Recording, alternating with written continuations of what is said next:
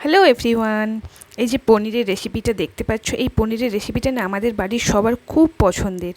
তাই সপ্তাহে প্রায় একবার করে হলেও এই রেসিপিটা আমাদের বাড়িতে হয়। এটা রুটি, পরোটা, ফ্রায়েড রাইস, বাসন্তী পোলাও কিংবা নর্মাল ভাত সবের সাথে খুব দারুণ জমে সাইড ডিশ হিসেবে।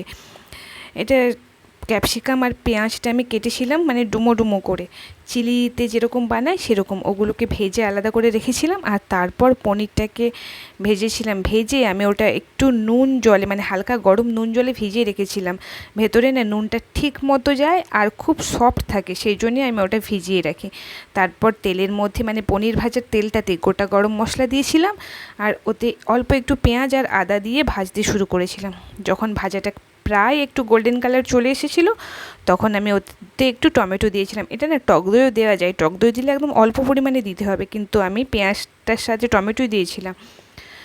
তারপর এই তো যখন মশলা থেকে তেল ছেড়ে দিল, খুব ভালো মতো কষানো হয়ে গেল।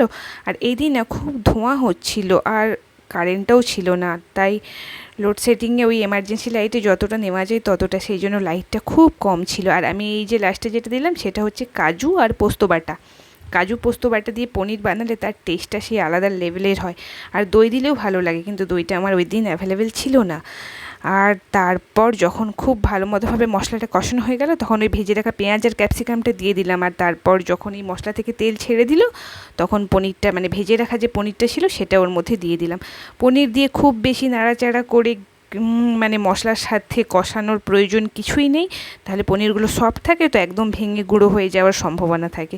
তাই অল্প একটু নেড়ে চেড়ে মশলার সাথে মিশিয়ে নেওয়ার পর ঝোল দিয়ে দেব, মানে অল্প একটু জল, খুব বেশি জল দেওয়ার প্রয়োজন নেই। আর অবশ্যই জলটা যেন হালকা গরম জল হয়, তাহলে মানে সবজিটার টেস্টটা একদম ঠিকঠাক থাকে। ঠান্ডা জল দিলে টেস্টটা একটু ব্যালেন্স হয়ে যায়, ডিসব্যালেন্স হয় আর কি। তারপরে আর কি এই তো খুব ভালো মতো ফুটে যাওয়ার পর একটু গরম মশলা দিয়ে নামিয়ে নিলেই একদম রেডি আমার সুন্দর সুন্দর ক্যাপসিকাম পনির। এটাকে কী নাম দেওয়া যায় আমি ঠিক জানি না, তবে পনিরের এই প্রিপারেশনটা আমাদের সবার খুব প্রিয়। Thank you and tata.